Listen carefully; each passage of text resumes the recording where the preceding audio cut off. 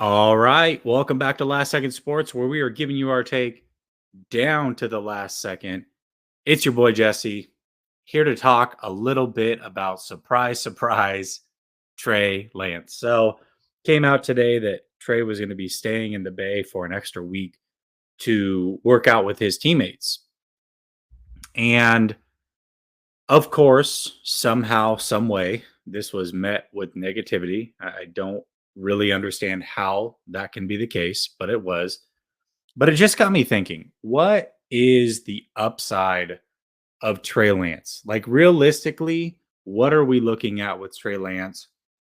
What what is the ceiling for Trey Lance? And so I have to break this down in a couple different ways. So when I look at a quarterback, there's clearly a physical side that we have to acknowledge, and then there's a mental side.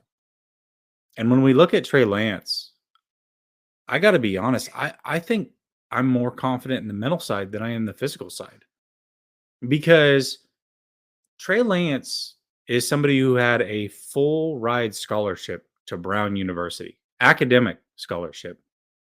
He's a guy that when you go through the draft process, anybody who had time to spend with Trey Lance, anybody who had meetings with Trey Lance, the consensus was that Trey Lance is a football junkie. Trey Lance wants to do this for a living. Trey Lance wants to be the best player that he can possibly be. He loves football. This is what he wants. He wants to be the best that he can be. And I think that was evident by a story that came out when he was in college when he was studying film of NFL teams, NFL defenses when he was redshirting.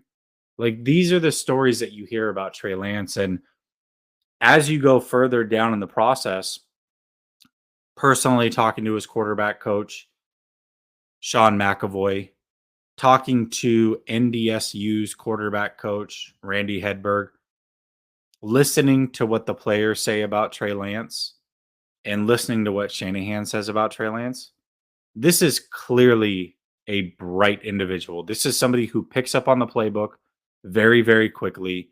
This is somebody who wants to be great. This is somebody who's putting in the mental reps to get it done. If you remember last offseason, they were talking about, Shanahan was talking about how they assign tablets to players. And when it came to Trey Lance, he was putting in more hours than any other player. And he half made a joke about it of, well, a player could just turn it on and leave it. Sure, I'm sure that's the case.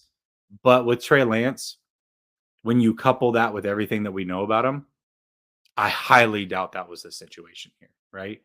So when I look at Trey Lance from a mental aspect and what he brings to the table there, I have less concerns there than I do with the physical side, which is crazy to say because it seems like everybody talks about his physical abilities, right? You're talking about a kid that's 6'4", 230 pounds, extremely strong arm, mobile. I mean, what's not to like physically, right? So when you really look at this thing, let's look at the top 5 quarterbacks in arm strength in the NFL. I would say, and just off the top of my head, I would say Josh Allen, Patrick Mahomes, Matt Stafford. Let's go with Herbert, probably. Maybe Aaron Rodgers. Do we think that Trey Lance can't eventually get into that category? I think he could, right? I mean, we look at his arm strength. I think certainly he can get into that category. All right. So then let's look at mobile quarterbacks. Top 5 mobile quarterbacks. Well, I would say the 2 guys that are in a league of their own would be guys like Kyler Murray and Lamar Jackson, right? Then you have Josh Allen. You have a Deshaun Watson and I don't know, a Wilson, somebody like that, probably off the top of my head. Do we think that he can't get in the top 5 category for mobility? I think he possibly could, right? You look at other rookie quarterbacks, there's some that could also get there, like a Justin Fields, maybe a Zach Wilson. I would say more so Fields than Wilson, but maybe Zach can get in there. I don't know.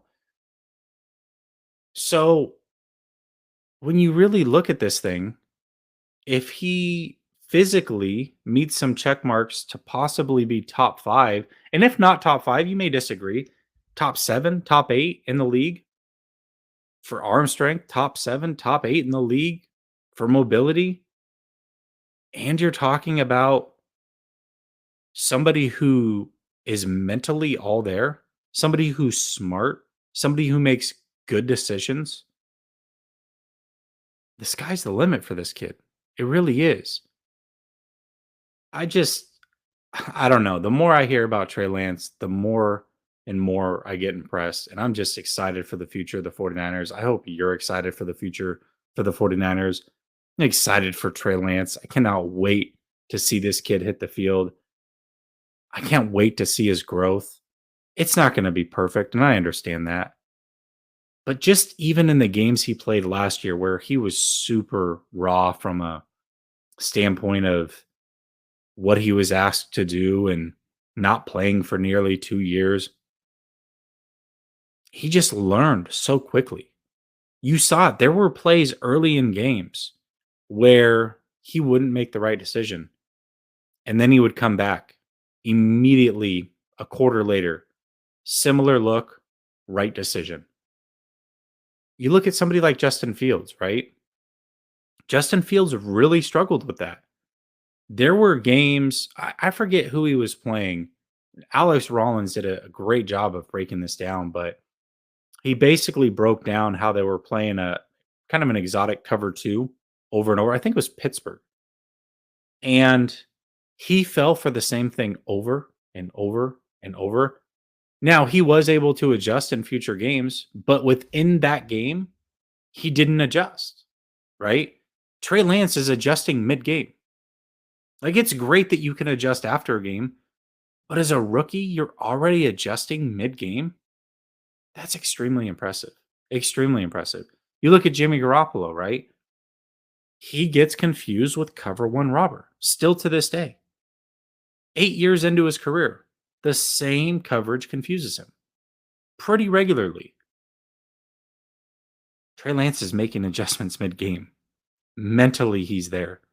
So if he has the physical capabilities and he has the mental capabilities, sky's the limit for this kid. It really is. Get excited, 49er fans. Get excited.